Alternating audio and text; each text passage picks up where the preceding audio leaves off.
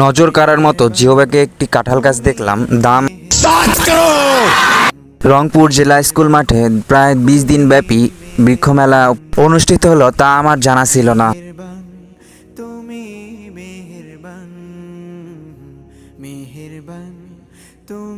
অনেক দুঃখ লাগতেছে যে আমি মেলা শেষের দিনে আসছি, প্রায় শেষ। আজকে না হলে কালকের মধ্যে পুরো সম্পূর্ণ মেলা শেষ। ধীরে ধীরে সব স্টল উঠে যাচ্ছে। কতগুলা গাছ যে আমি মিস করছি, এটা বৃক্ষপ্রেমী হিসাবে আমার মনের ভিতরে একটু দুঃখ আছে। উঠে যাচ্ছে, কিন্তু এর মধ্যেও কিছু গাছ দেখলাম। ইউনিক হিসাবে জোড়া আনারস গাছ দেখলাম। নজর কাড়ার মতো জিওব্যাগে একটি কাঁঠাল গাছ দেখলাম, দাম 7,000 টাকা চাইলো, তা একটু বেশি মনে হচ্ছিল। এরকম শেপের গাছ তৈরি করার একটা আমার শখ আছে, ইনশাল্লাহ এটাও পূরণ করে ফেলবো। কত সুন্দর লাগতেছে গাছটা দেখতে। চাইনিজ বট, শুধু শেপ আলাদা। এটাও একটি চাইনিজ বট।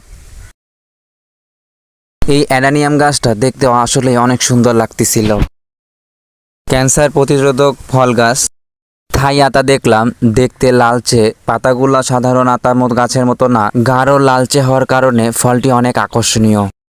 ইনডোর প্ল্যান্ট অনেক ধরনেরই রয়েছে, জৈব এবং রাসায়নিক সার সবই রয়েছে। এর মধ্যে শিংকুচি, ডিমের খোসার পাউডার।